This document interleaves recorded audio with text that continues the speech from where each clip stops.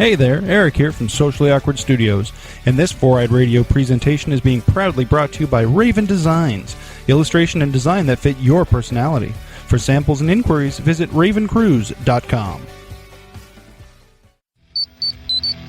Hey, it's the Ranger Command Power Hour. Come on, this. Hey listeners, Eric, also known as Trekkie B47 here. In a bit of a surprise, we have another bonus episode for you this weekend. One of our listeners, Charlie Niemeyer, also known as Orange Ranger 198 on Twitter, went to the Tulsa, Oklahoma Comic Expo this weekend and recorded the Power Rangers panel there, so I'm going to let him take it away. Hey Ranger Nation, my name is Charlie Niemeyer, also known as Orange Ranger 198 on Twitter. I live near Tulsa, Oklahoma, and from May 22nd to the 24th of 2015, hello future people, the Tulsa Comic Expo was held. And now, while this is far from being the Power Morphicon of the Midwest, they did manage to get 4 actors from Power Rangers to come to the show. NAKIA BURRISE, also known as Tanya, the Yellow Ranger from Zeo and Turbo, Catherine Sutherland, who played Kat the Pink Ranger in the 3rd season of Mighty Morphin plus Zeo and Turbo, and then rounding out the group were PAUL SCHRIER and Jason NARVY, who played Bulk and Skull from Mighty Morphin all the way up to Lost Galaxy, plus a cameo in Forever Red, and then they came back again for Samurai and Super Samurai, although technically Skull only appeared briefly at the final episode of Super Samurai. Anyway, they had all gotten together for a panel to talk about themselves and the show, and I recorded it and offered it to Eric, who said, yeah, sure, we'll take it.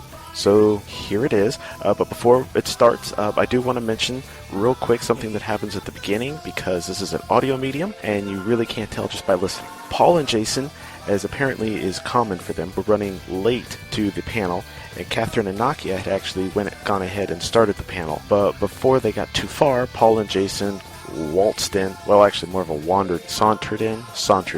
Then they, for some reason, decided they were going to do something funny. So Paul goes up and grabs, it's a cart that they use to wheel the really long tables like they use at, comic panels. And he pulled that out. Then he hopped on and Jason pushed him halfway around the room. Then they switched, and then Paul pushed Jason the other way around the room, but he pushed a little faster, and by the end it looked like he was going to slam the cart and Jason into a wall. So that's all the noise you hear at the beginning. There's nothing really there to actually indicate what exactly is going on, so I just wanted to let you all know so it all makes sense, because there's a lot of laughter and stuff at the beginning. Yeah. Anyway, thank you all for listening. I will see you guys on Twitter, and may the power protect you guys. I'm NAKIA BURRISE, and I played Tanya in Zeo and Turbo and the Turbo movie. Hi, I'm Kat, and I played Kat in Mighty Morphin Zeo and Turbo. And the Turbo movie. Oh, here they are. Thank goodness they're here. Where were you? PAUL SCHRIER, everybody! Jason NARVY, everybody! Early to this. Someone's escaping, quick. Through the door. We're giving rides around the room. All right, push. Oh, dude, push. We can do the world's first rolling panel. We'll put that table on this. We'll just move around. Well, my favorite moment in Power Rangers was that one time when we... Come on, Bart, come on, let's go. Pick it up. Speed up this panel.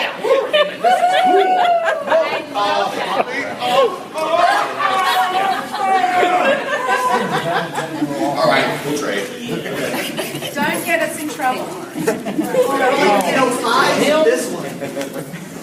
Would they ever get someone in trouble? So were they like this? Yes. Yeah. They just never matured. Whoa. Stop! All right, give my hand.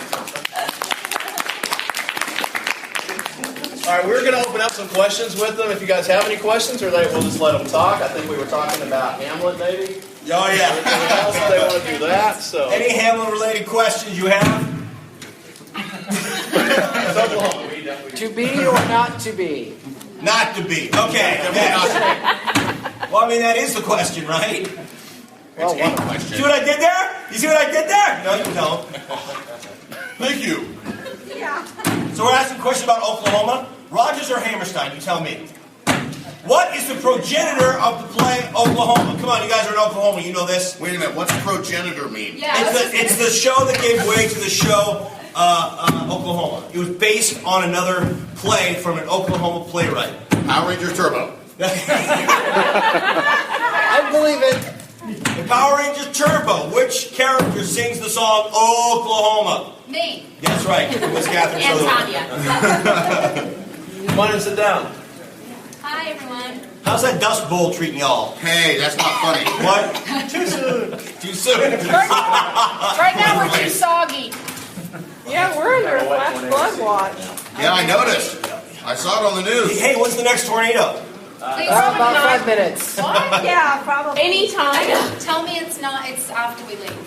No, tell us not No, gonna happen. the tornado can pop up any time, right? What, the If the tornado? lights go out, it means it's here. I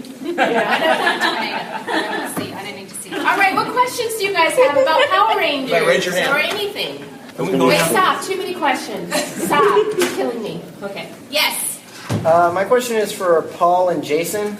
Paul, what was it like coming back for Power Rangers Samurai? And Jason, what was it like coming back at the end of the season for the final episode? Well, you know, after 20 years, Bulk is a grown-up dude. So it was somewhat more parental, a relationship with Spike rather than contemporaries like with Skull. But we did still sleep on the floor of a garage together, which is a little weird.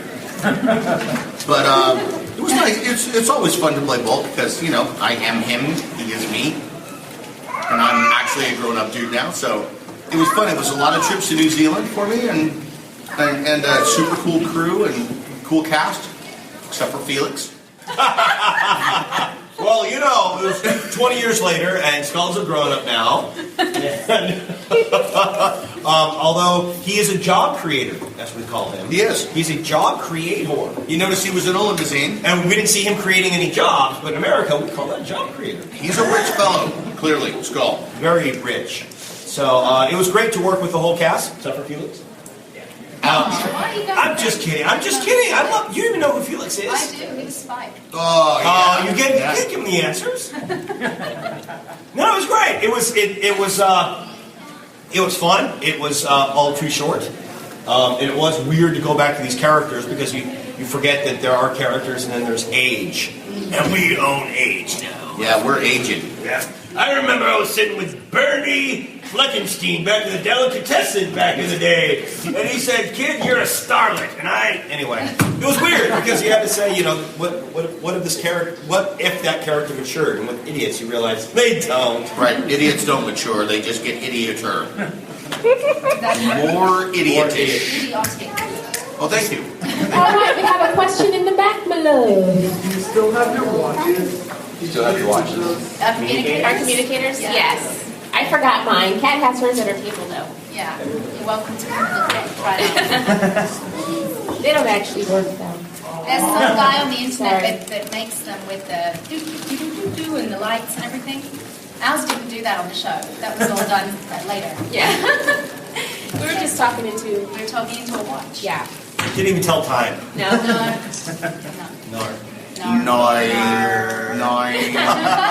Another question. So auditioning for the parts, were you going for the yellow Power Ranger, were you going for the pink, or you just went in and see? How did that happen? Well, I knew I was auditioning for yellow. I didn't know what the circumstances were or anything. I had never met Karen Ashley. My audition process, I had 5 auditions. It started off with, I guess, probably a couple of hundred girls, and then it dropped down to maybe 40 or 50 of us. And for me, I just had to read, I had auditioned with, they're called sides, so it's a part of the script. I didn't have to show martial arts or anything. They just wanted to know if I was flexible and a dancer. So start off with a couple hundred, then it dropped down to 40, then it dropped down to 7, then it dropped down to 3, then it dropped down to 2. And voila! Tanya was made. Yay! Power Rangers wasn't on in Australia yet, so they had auditioned in America, but they'd filmed the movie in Australia and loved it. So when Amy first decided to leave, they thought, well, let's audition there too and see, bring someone that's very different from her. And I just went in a regular audition, and That was it. What are you doing? I'm always nervous when people giggle. I'm like, oh gosh, is he picking his nose or something? So it just on a regular audition, and then I had to do a martial arts routine, and then I met with the producer, and then 6 weeks later I was packing my bags to come over to America. How was your guys' audition? Because these two fellows were in the original. They were in the pilot. Yeah. So. Oh, he was in the pilot. He was in it. You were in the pilot. Well, not the pilot we sold. Now, there's two kinds of pilots. Some people refer to the first episode of a show as a pilot. That's not always true. And then there's the kind that flies an airplane. And then there's the kind that was the procurator over ancient Jerusalem, Pontius Pilate. What? He had a brilliant show. I'm washing my hands of this story. This story is that. Never mind. I'm not going there. What was your guys' audition process like?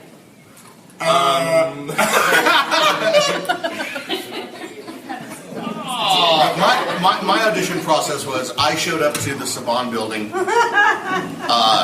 while there was a gigantic fight scene being rehearsed by the already cast Power Rangers, which at that point included Audrey Dubois as the Yellow Ranger. Wait, they did it in the Saban building? Yes, we were. They were doing a fight rehearsal in the conference room. On the 4th floor, they just moved all the tables, and they were rehearsing this fight scene for that bowling alley promo pilot that they shot and eventually sold the show to Fox. So when I showed up, the producer and writer Tony Oliver, also coincidentally the voice of Rick Hunter in Robotech, great show, and he was just happy to see a fat guy walk in, so he didn't have to play the fat guy in the scene that was being rehearsed. And so they said, stand here, and I had showed up a little bit early, and that was a good thing. Sometimes showing up early to stuff is a really good thing, because they realized how much they needed you until that moment, and they're like, oh my gosh, please stand here, take these punches. And then I was cast as the heavy. Yeah, you guys were like you were bullies, like really unkind in the first season. Yeah, for the first couple seasons, actually, we were. Yeah.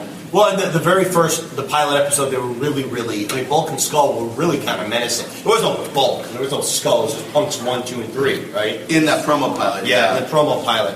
And then when they actually cast it, they went to reshoot those initial fight scenes, and they decided that wasn't going to work. They couldn't have such violence with kids shows, and they wanted comedy from the show.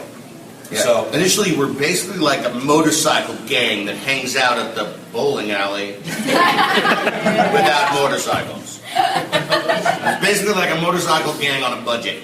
A very, very small budget. So so when they decided they were going to flip him around, they made the lead bully the sidekick, and he wasn't very funny. He was a stuntman. He was a good actor. He was a stuntman though, and he was a little more menacing than they wanted. So they just randomly chose people who had previously auditioned for other roles. I was one of them, and they matched me up with Mr. Schreier. And Mr. Narvy had auditioned for the role of Billy Cranston. Ooh. Oh, yeah, that's right. I forgot about that. And boy, am I glad he didn't get that role. Yeah. Because Jason was much better as a guy that could repeat everything I said very well. Very well. Yeah. Very well. And the laugh. Yes, love. I noticed, like, looking back at old Power Ranger stuff, Bulk and Skull were in some of the comics in Mighty Morphin, and in the credit scene at the end of the Power Rangers Super Nintendo game from back in the day. And I wondered, like, how come Bulk and Skull never got action figures? We did. We got in-action figures. They didn't actually move unless you put a. Mine was like this. I caught a fish this big. Or please take my wallet. Don't kill me. Mine's got to do it like this, like something's popping out of my pants. Whoa! That's what he was doing. What the hell was he doing? He's like this. Whoa! Oh, sorry, kids. There's nothing in my pants.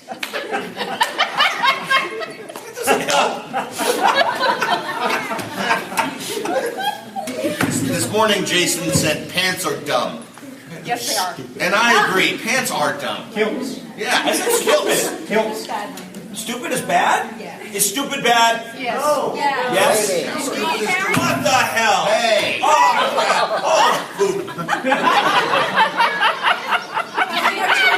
Years. We didn't want to be nuns anyway. Oh, I wondered if it was ever weird to see your own action figures, see your face in plastic. Well, my face looked like a man. I was Both of us. That was like, they were like this, with a little head, tiny head. Oh, do you guys have the ones that they flip it and the head flips around? You can flip it. It's pretty cool, though. Yeah. It's pretty cool to say that you have an action figure. Yeah. Not that My many youngest people son can is say quite that. jealous because he wants one of himself. What was your question? What are the four of y'all's thoughts on the Power Rangers reboot movie that Saban and Lionsgate are working on right now? I think it's awesome. I like the quietness there. I think it's fantastic. Yeah, I think it's going to be amazing. Yeah. I mean, I think that they will completely, like the Ninja Turtles, they will give it a whole new feel. And yeah, I'm excited to see what they do. Can I be the voice of skepticism? Yeah. I'm curious whether or not it ever is actually shot. Right. Well, currently, Hollywood Reporter indicates that they've pushed production into the summer for some series-related reasons, but I predict that they'll do it. Can we put money down on this? Like dates, release dates and stuff like that? How much are you putting down for next summer? Well, $2. $2! I say it doesn't get made. I'm putting my $2 down. $2. $2. Where's that $2? I'm going to answer as they bet. I think it's really cool, but I think that it would be even cooler if they include some Rangers that, from either original Rangers that were in the show. I think it would be really cool if they just had cameos just coming in as mentors, or, I think that would really, really boost, because there's a lot of Power Ranger fans, and Power Rangers fans want to see Power Rangers, I think. So. Well, and the interesting thing about it, this is why I say I don't think it'll get made. It probably will, but there's so many hands on it. It's not like Spider-Man that never had, when Spider-Man first became a movie, it would pop up, Spider-Man would pop up and then go back to comics, and pop up, and Power Rangers is still ongoing. So the problem is they have to make sure they don't damage the property as it exists, the world they have. Things like reboots of Batman, and those characters have been around so long that you cannot damage those characters or that world. And I think that they have to be very careful to make sure they're true to the old fans and the new fans. So that's a lot of negotiating to be done. I think they'll probably do it like they did Turbo, where the universe from the new film will cross over into the series. Right. That would be smart, because then they can reuse all their props and costumes, and they can save money and kind of have the extra production value of the new film kind of come into the series, which is always a good thing, I think. Do you think the whole strength of the fandom and everything going with the show, that they've been bringing back characters and kind of revisiting all the former Rangers, and Bulk and Skull have come back and everything? I think that's helped strengthen. Not all. Yeah. There's 4,000 of them now. Well, it will be interesting to see if they reboot the original Mighty Morphin type world, or if they, like you were saying, they build on a new world and have the old people like us come back and with wheelchair ramps and stuff like that. Yeah, the Senior Ranger. Go, Senior Ranger! Well, we don't see Bill Shatner and Chris Pine hanging out having coffee, do we? Yeah. So the old gets supplanted by the new. I was told to ask this by my son. He's an 8-year-old Power Ranger fan. If Bulk and Skull had to choose a Power Ranger, which Power Ranger would you pick? The Chocolate Ranger. The chocolate Ranger. The Hamburger Ranger. Go Ginger Brown. What? It's all right. You should watch the show more. Watch it. I've lived it. You had a question right here, love? Yeah. I was just wondering, the episode of Zeo where you and Jason David Frank had to sing throughout the entire episode. Yes. How grueling was that? How grueling was it? Yeah. It was so much fun. Well, because you can sing. Yeah, Jason was very nervous because he was. I remember him turning a little pink when he said, I can't do this. And I remember encouraging him. It doesn't, it doesn't really matter what you sound like. This is just for fun. And then he got really into it. And we were doing it behind the scenes, and we were like, would you like some coffee, please? And da-da-da. It was fun. It was fun. That was one of my best episodes that I enjoyed. Yeah. We laughed a lot. We did laugh a lot. It is so quiet here, guys. So, wait. I have to do something, and I want to record it, okay? So, when I say hey, you're going to say... Again. You're going to say... What do you say? Hey. Ho. Ho. Goodness gracious. Great balls of fire. So, I'm going to record you. You're playing. Okay. All right, when I say hey, you say ho. Hey. Ho. Hey. Ho. When I say hey, you say ho. Hey. Ho. Hey. Ho. Go, Power Rangers. Sorry, I misunderstood the game. You meant like garden hose, right? Like, Yes. Garden hose. Right. Absolutely. Yeah. Pantyhose. Garden hose. Pantyhose.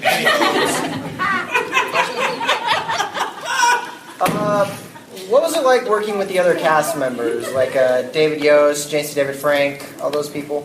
Can't stand them. Yeah, you don't see them here now, do you?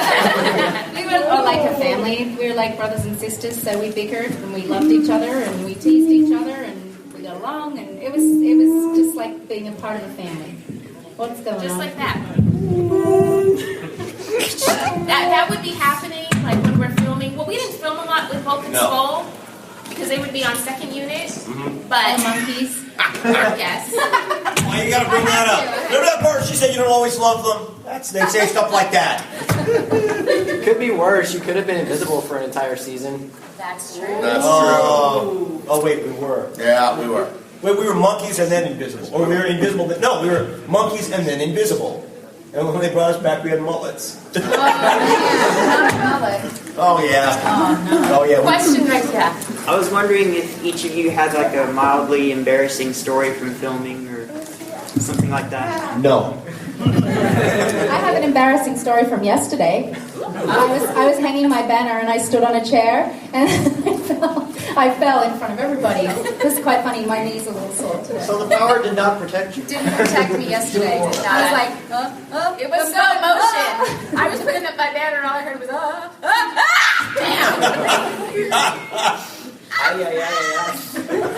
The Ninja Turtle helped her. And it saved her. I was like, are you okay? I'm like, back off. Just kidding. No, that was embarrassing. Yes. Wait, you had one. Okay. I know, like, when you guys come to these shows, people are always asking you, like, about specific scenes and specific episodes and stuff. Can you guys actually remember any lines from episodes still after all these years, or? That is actually the best, most honest question I've ever heard. Basically, let me translate that. Okay, guys, this is all fun and dandy, but do you really remember any of it? Because I wouldn't. Sir, you are correct. We don't know a damn thing. We didn't know we were on the show until we came here today, and someone's like, you guys were in Power Rangers. That's why you're... Oh, right. So I do. I remember a lot of our dialogue because, you know, we didn't say the same thing every episode like the Rangers. They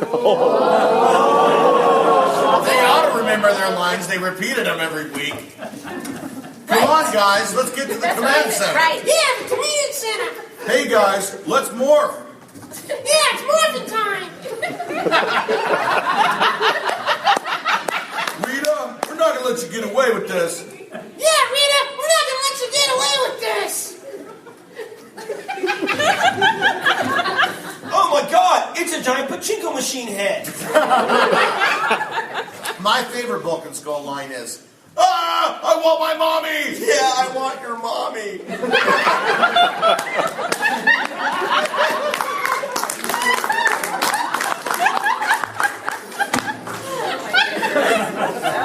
Totally going to church tomorrow, swear to God. A question for the ladies. My daughter is 14 and she's always been a Power Rangers fan, and she aspires to act in one of the seasons should the franchise continue.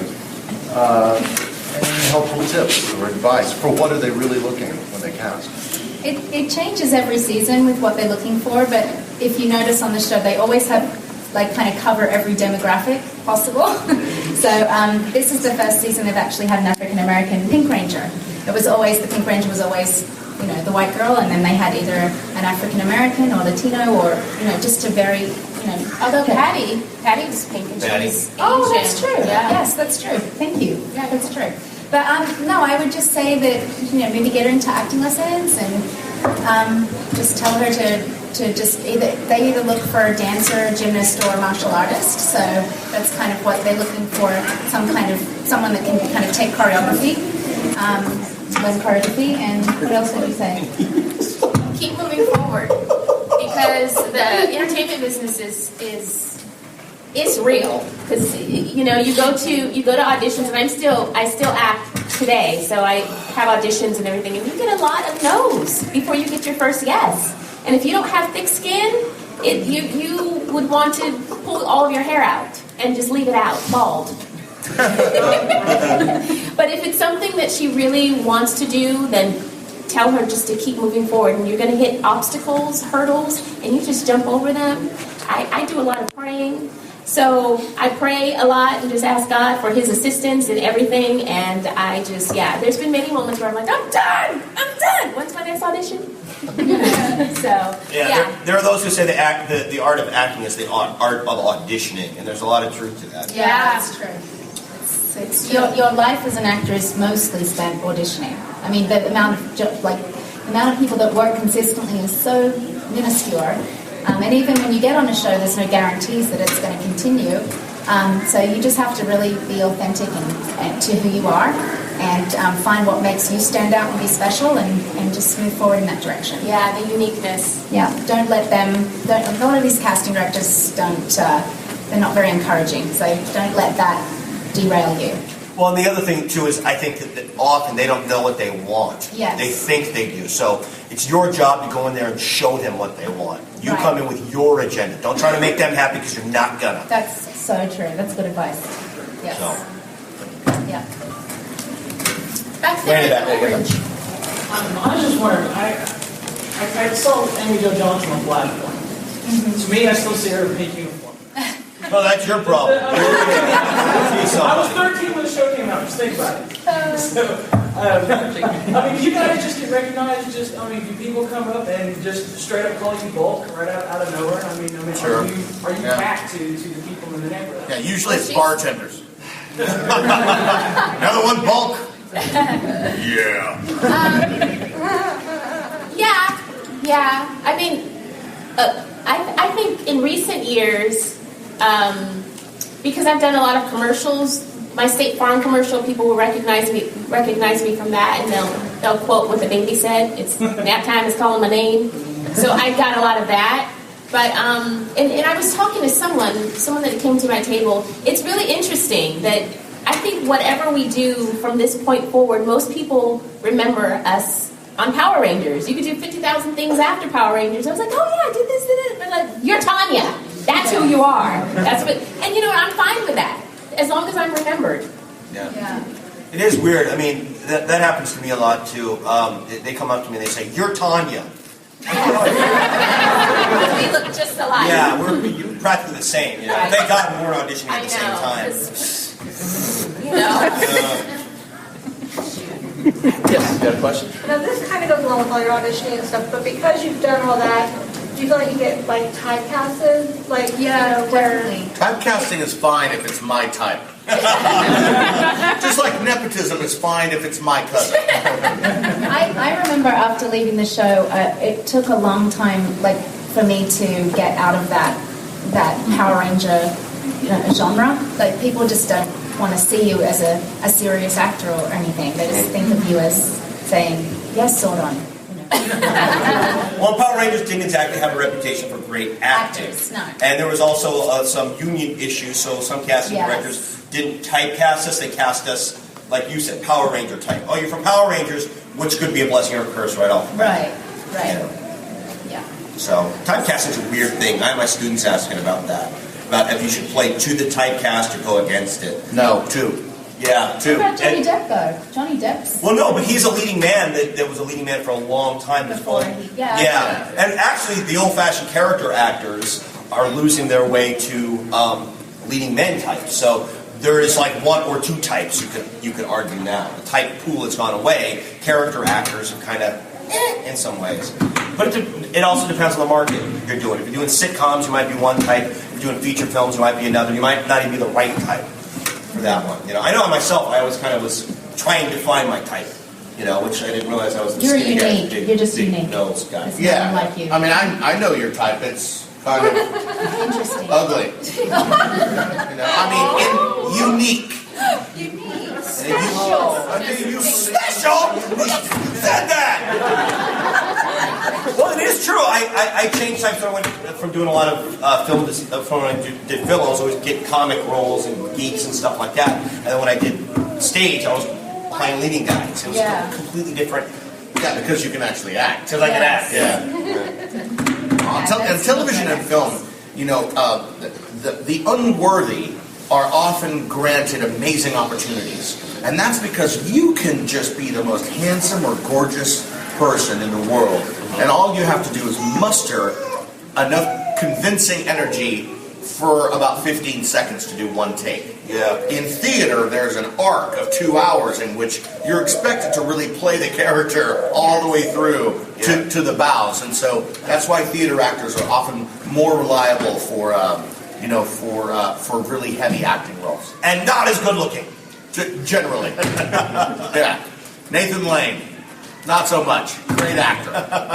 Brilliant. Yeah. So were you given freedom to evolve your characters in the show, or did you have to stick with what they said? Or? They gave them a lot of freedom. Yeah. A lot of it. You guys were improvising all the time. Yeah. We weren't allowed to, just more because there's a lot of rules with what we had to say and what we could get away with, because it's a children's show and we were role models, so we really had to be more careful about that. And we were not. And they could do what they wanted.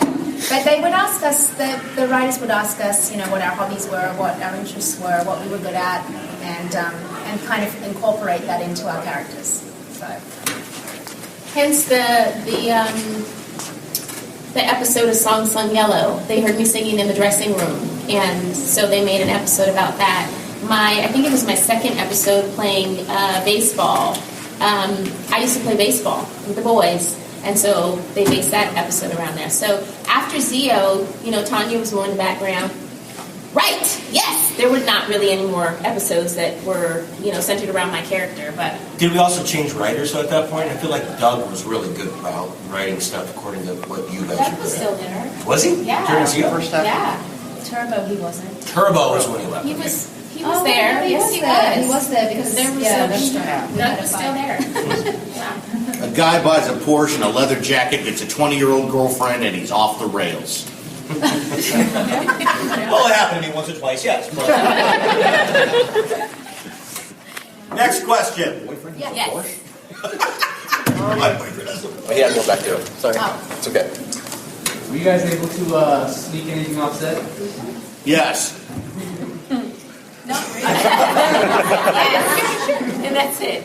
Yeah. I mean, most of the props and wardrobe for Bulk and Skull, who would want them? They're covered in yogurt. But there's some really cool stuff that we have. I mean, I've got the Incredible Bulkster's glasses and hood, and I've got the one-eyed Bulk eye patch, and Narvy's got an entire outfit out of Billy's wardrobe. Yeah, actually, I have an entire outfit, most of the first season Rangers, actually. Sticky fingers, man. Sticky fingers, baby, sticky fingers. So, we were too honest. the Letterman show just ended, right? Yeah. And there was some news on the Internickel yesterday of them carrying the bridge model that was behind him on the set, and they allegedly threw it in a dumpster behind the stage. And so that is what happens with TV shows, with wardrobe and costumes and props. At the end, they either sell them for $1 to like a place like Out of the Closet or something, or like, what's the other place? The Real Clothes. Real Clothes. Or they literally throw away hundreds of thousands of dollars of material because A, they don't want it to appear in the secondary market for sale as collectibles, unauthorized, and B, it's more work to try to recycle materials than it is worth their time to do that. So that's why stuff gets thrown away. It's a huge bummer, man. Huge bummer. It would have been. We would have liked more of our costumes and stuff like that, but they went and sold them. Like, yeah. They offered us the opportunity to buy some yogurt, stinky clothing, but I was disinclined. Next. Yep. You mentioned stinky yogurt. Do you have like a favorite fun food fight or one that you hated? Or? The mustard one was bad. Remember you got the mustard in the face. Oh yeah. That was bad. You guys almost I've got an eye thing or something. Yeah, well, we learned what's in mustard. It's vinegar. Yeah. Vinegar's not so good in the eyes. Red eyes. Yeah. I don't know. There's a lot of weird stuff. One of the weirdest ones that we ever did was they had an episode where Bulk and Skull had to fall into wet cement. So their genius idea how to duplicate wet cement for camera was mashed potatoes and gray food coloring. And which then baked in the sun for like 9 hours. Well, and that was because I knew it was going to bake in the sun. They, for once, did not use yogurt. Right, exactly. So this was the yogurt alternative. I don't know if you've ever made baked beans, but you know, baked beans, that's like a small nuclear reactor, right? So you might serve the baked beans into like a porcelain, into like a little bowl or something, but like half an hour later, there's still fire inside of that because it's kind of a little enclosed ecosystem. That's what the mashed potatoes was like. When we went into the mashed potatoes on the first take, the top was crusty and dry like mashed potatoes would be, but inside it was like an oven. It was like a Boy Scout jamboree in there. It was nasty. Terrible. Actually, the worst thing that we ever fell into me was we had to fall into bales of hay. Oh, I'm allergic to hay, so I was like gurgling like someone dying of tuberculosis in bales of hay. That was the worst. You didn't know you were allergic? Oh, I knew, but they didn't. They didn't. You can do this. You can do this, okay? Okay? No, but action! We're going to shoot you with the camera. No, with gun. No gun for squibs. Can I shoot you, Skull? Okay, ready? Action! Run, somebody. All right, next. Yes. Did you ever get to watch any episodes of the Sentais that were adapted? The Power Rangers was adapted from? From the original series? Yeah, from the original Sentai shows. I haven't seen it, but you guys have. Yeah, we saw before we ever saw footage of the show. I remember trying to figure out what the show was going to look like, and that's when we watched the Sentai footage at lunch up in the boardroom. I remember, and we're like, we're done in 3 months. Oh gosh. Anyone that spent enough time watching the original Sentai shows will know that the stories are better. They're actually great. And they're a little bit edgy, and like the Green Ranger killed his parents, like a little dark for the American version of the show. A little. But definitely you can't argue that that's something really to grab onto character-wise. I mean, that's some pretty rich stuff. So we were somewhat tamed down from the Japanese show, which is okay because the Japanese are hardcore. Yeah. Out of the ones that you watched, which Super Sentai do you think would be best characterized as the American version? I think Zeo Rangers was a good choice, and I remember looking at some of those other costumes because that first season, the costume designers basically their Bible was a Super Sentai book, and it had all the seasons. There's a lot of them that we looked at were like Charlie Brown Rangers, really, because they had the zigzag, and that showed up. So there was a lot of them that we thought would not cross over at all in the American market. Zeo was actually one of them, but it did. They made it. So I feel they did the best job with Mighty Morphin. With Zeo Ranger. Right. As their first choice. I like the Japanese show. It's awesome. Any show that's on the air since 1972, that's a pretty good run, right? Yeah. It's still on the air, so good on They're them. in their 40th anniversary. Pink, red, and yellow. The original Zoo Rangers. They were in Lexington with us, and they were really lovely. Really and they were super excited to meet us, and we were like, "You guys are the legends. They're the ones that paved the way for the show." Yeah, they didn't really talk to us. Because there was no analog in their show of our characters. Right. So. Okay. The language barrier being one of us. Yeah, they didn't speak a lot. Any. Pink Ranger, she was lovely. She was adorable. Her kimono and everything. She kept bowing to me. Oh, she's so made me cute. feel a little uncomfortable. Yeah, me too. And they have not aged at all. Neither of you. Well, thank you. Wait a minute. Say I oughta. Listen, Miffley. Mr. Schreier, you returned for Power Rangers Samurai? Correct. When you returned, was it stepping back into the same role, or did you feel they were asking anything differently from you? Well, definitely there was an element of like, hey, you remember your high school girlfriend? You're dating her again. So there was an element of that, but I did get to get a little bit more parochial, and my character essentially in the caste system of that relationship, I was elevated over the young guy a little bit, so I got to be a little preachy as the sensei. So that was cool, but definitely coming back to the show, because face it ain't Hamlet, So there's only so much to really grab onto as a supporting character, and you really try to focus in on what your objective is, identify the obstacle in the scene, and just try to play it as cleanly and as efficiently as possible. Because you don't have a whole lot of room there's not much arc going on, a little bit for us, but so it was a return to arms in a way, but perhaps not a welcome one in some ways. Given that it was so much later and you've had so much more experience by that time, was it more difficult? It was difficult in some ways because I had to try to recapture the youthfulness that people remember. Because face it, Bulkmeier is an idiot, as am I. So some of it was easy to come back to, but other stuff definitely, that worlds of wonder thing, that wonderment that we have when we're younger. I had to reach back and find that again because my co-actor was an 18 and 19-year-old kid. Oh, somebody's mom's calling. Oh, hi, Mom. Hey. Is that your husband? I'll talk to him. Actually, piggyback from my brother's question, what is each of your favorite non-Power Ranger roles that you played? Not favorite? No, I mean... roles that you've played other than the Power Rangers. Other than Power Rangers. From your other acting experience, what's your favorite role that you've had? I enjoyed... Well, I've liked most of them. But I played a recurring role on a show called Moesha years ago where I played Joy. She was so much fun. Oh my gosh. And Heart of Dixie, Patty Pritchett. I played recurring on that. And I love comedy. So any chance I get a chance to do comedy, it's just so much fun. Actually, I'm doing a show right now, my own show called Class Dismissed. It's going to be a web series. It's going to launch this summer, and I play the character Liz. So I would say Joy and Patty Pritchett on Heart of Dixie were some of my most exciting and fun roles to play.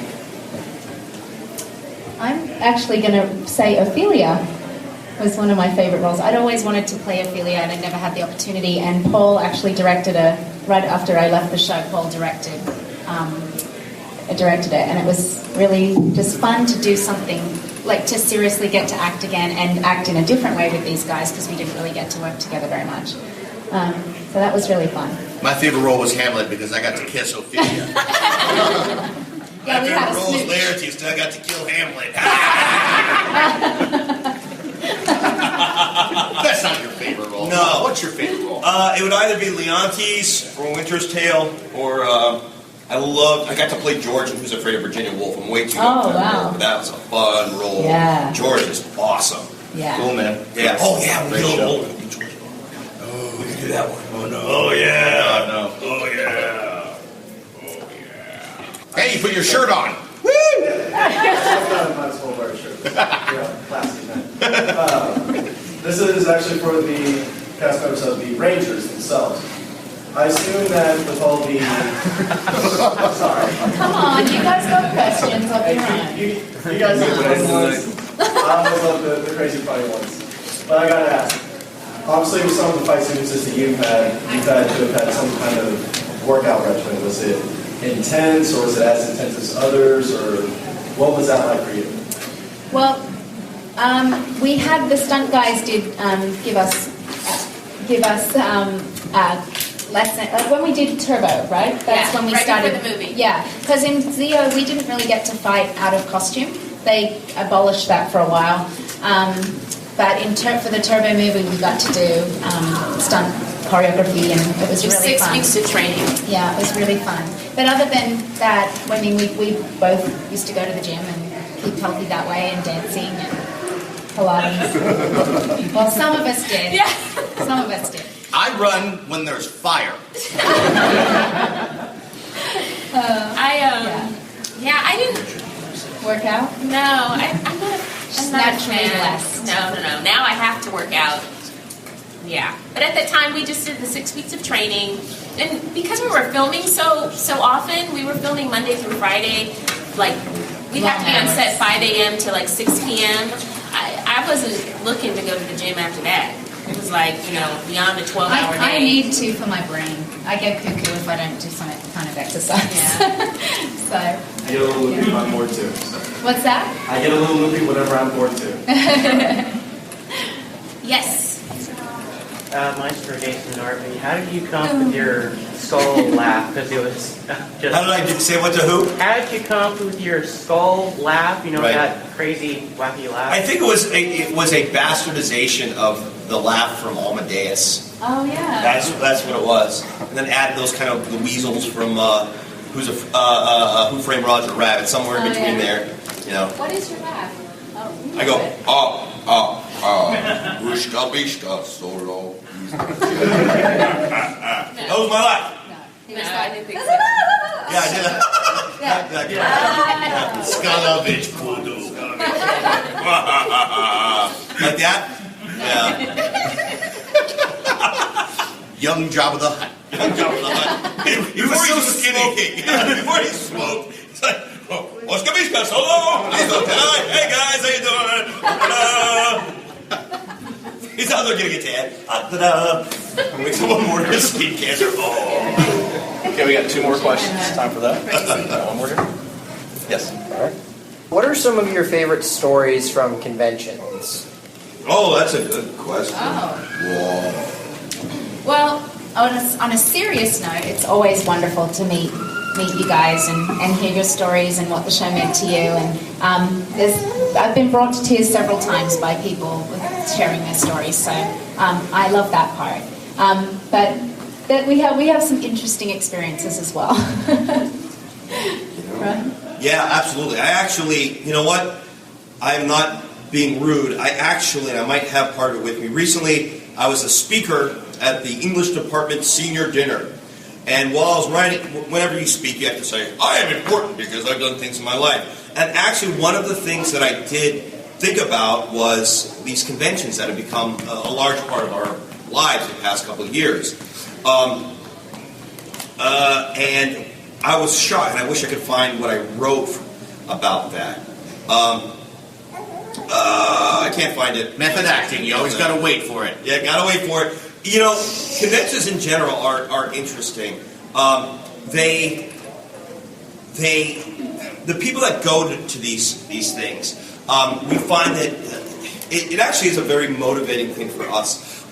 At conventions, you find people that are trying to find community, people that were outsiders in their own lives. And you find people that talk about things like abstract thoughts, like valor, heroism, coming together as a community, saving the world, things that we know don't seem to happen on that grand scale but are important to the everyday life.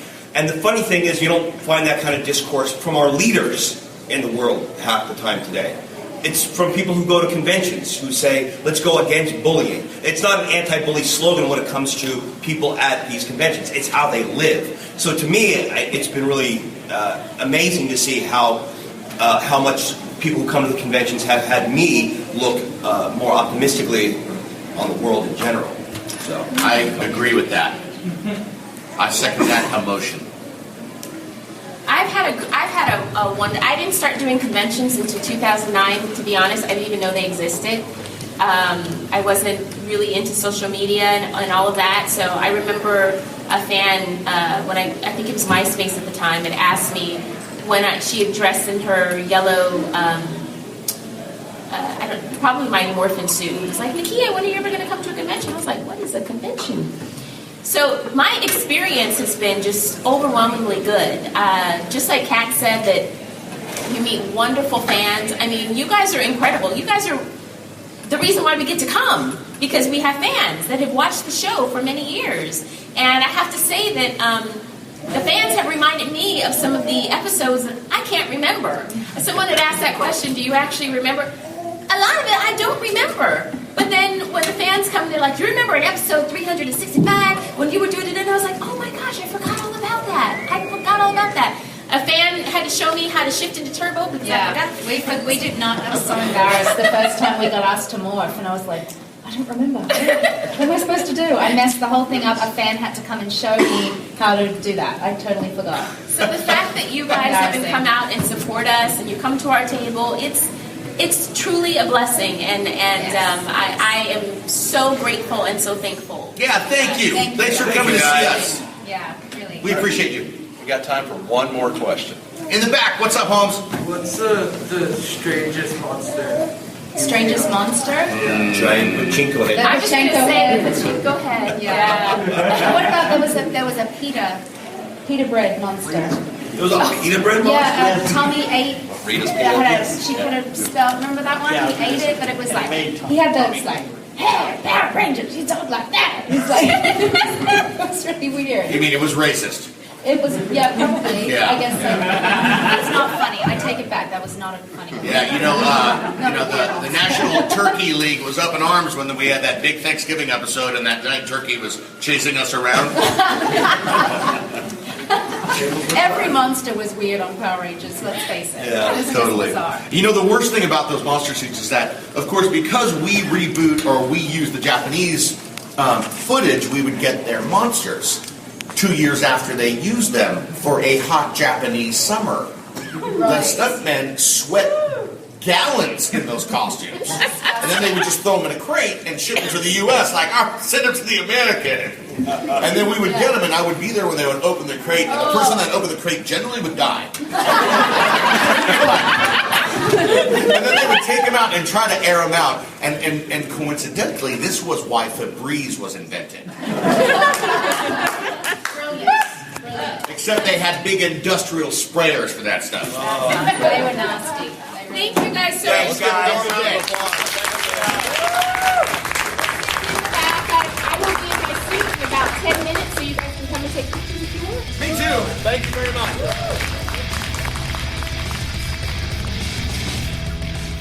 You've been listening to the Ranger Command Power Hour, only on the Four-Eyed Radio Network.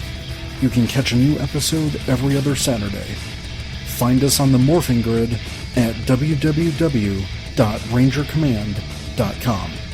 Follow us on Twitter at RangerCommandPH and like us on Facebook.com/Ranger Command Power Hour. This has been another great presentation of the Four-Eyed Radio Network. You can catch more shows at foureyedradio.com.